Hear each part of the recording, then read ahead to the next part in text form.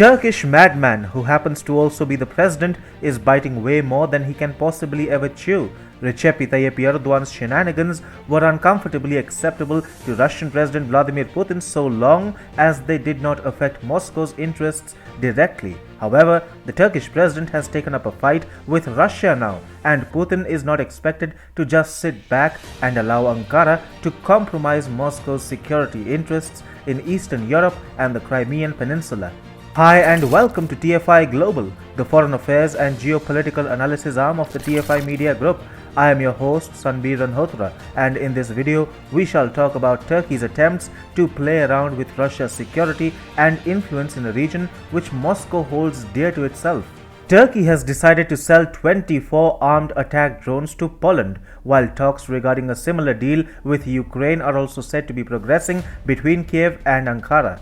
Polish President Andrzej Duda agreed to purchase 24 Bayraktar TB2 Turkish attack drones during his latest trip to the country in Ankara's first such sale to an EU or NATO state. Turkish drones played an instrumental role during the Nagorno-Karabakh conflict, as Azerbaijan fired fury upon Armenian assets using such attack drones. Therefore, the potency of Turkish drones to be a game changer in conflicts has not been given a miss by Moscow. Importantly, if Turkey thinks it can flex its attack drones against Moscow in no less than Russia's sphere of influence, then it is surely in for a big surprise.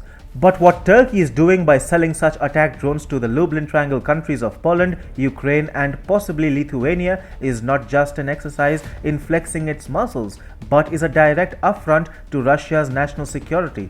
The Russian territory of Kaliningrad, which is not a part of Russian mainland but instead borders Poland and Lithuania, comes at the center of Moscow's concerns regarding Turkey's latest moves.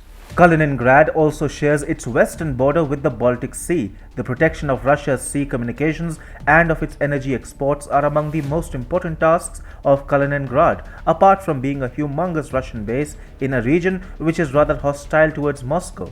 Russia has in the past made no secret of the fact that it would use Kaliningrad as a staging area for new Russian missiles. By arming Poland with attack drones, Turkey is threatening Russian control over Kaliningrad. It does not require an incredible genius to conclude that in case of a conflict, Poland would use these attack drones against Kaliningrad. It would not use them over the Russian mainland, as that makes no sense unless Warsaw is suicidal, which leaves Kaliningrad alone at the receiving end of this deal between Turkey and Poland. Kaliningrad is very important for Russia. It is Moscow's opening to the Baltic Sea.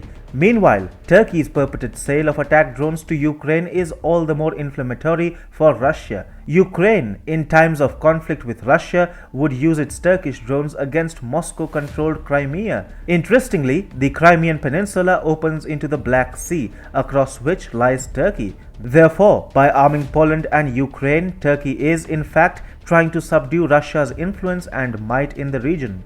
Russia will not take Turkish attempts to undercut its influence lying down. Russia, by having openings into both the Baltic and Black Seas, has also been able to get hold of warm water ports for itself. According to the foreign policy think tank Carnegie Endowment for International Peace, Moscow sees the Black Sea as a region vital to its geo-economic strategy to project Russian power and influence in the Mediterranean, protect its economic and trade links with key European markets, and make southern Europe more dependent on Russian oil and gas.